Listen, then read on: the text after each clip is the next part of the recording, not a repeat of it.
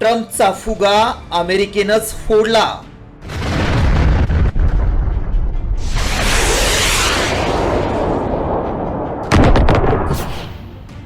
Iran बलशाली, अमेरिकी अधिकाऱ्यांचीच कबुली.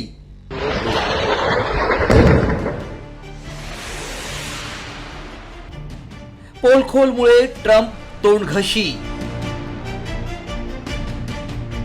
इराण विरोधातील युद्धात इस्रायल आणि अमेरिकेनं कितीही प्रखर आक्रमक हल्ले केले तरी इराण तसूभरही खचला नाही हे जगानं पाहिलं.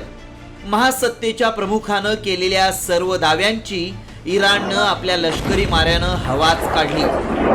युद्ध सुरू झाल्यापासून दररोज सकाळी डोनाल्ड ट्रम्प आपल्या सैन्याचं मनोबल वाढावं आणि इराणला घाबरवण्यासाठी अनेक दावे करत असले, इशारे देत असले तरी त्यांच्या सगळ्या दाव्यांची खुद्द अमेरिकेच्या गुप्तचर अहवालानंच हवा काढली आहे. या अधिकाऱ्यांनी महासत्तेच्या अध्यक्षांनाच कसं तोंडघशी पाडलंय पहा. या अहवालानुसार अमेरिकेनं इराणचं लष्करी नेतृत्व कमकुवत केलं असलं तरी क्षेपणास्त्रांचे साठे अद्यापही सुरक्षित आहेत. अमेरिकेनं 12,300हून अधिक लक्ष्यांवर हल्ले करूनही इराणची क्षेपणास्त्र आणि ड्रोन सुरक्षित आहेत.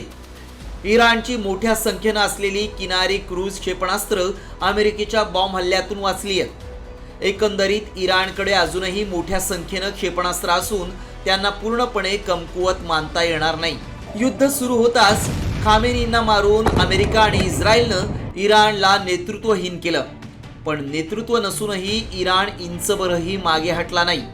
उलट एकट्या इराणनं आपल्या अफाट लष्करी ताकदीच्या जोरावर बलाढ्य अमेरिका आणि इस्रायल सोबतच आखातातील 8 ते 10 देशांवर हल्ले करून अमेरिकेच्या नाकीत पाडले. आता तर ट्रम्प यांच्या सगळ्याच दाव्यांची पोलखोल केली आहे. याआधीही अमेरिकेच्या वरिष्ठ अधिकाऱ्यांनी ट्रम्प यांच्या या युद्धखोर भूमिकेमुळे राजीनामा देऊन शस्त्र टाकली होती. तर दुसरीकडे या युद्धात नाहक अमेरिका भरडली जातीये असा आरोप करत अमेरिकेच्या नाक्यावरच ट्रम्प यांना विरोध होतोय. आता युद्धाचं काय होतं ते कळेलच, पण ट्रम्प यांची जगात नाचक्की झाली एवढं मात्र खरं. ब्युरो रिपोर्ट, साम टीव्ही न्यूज.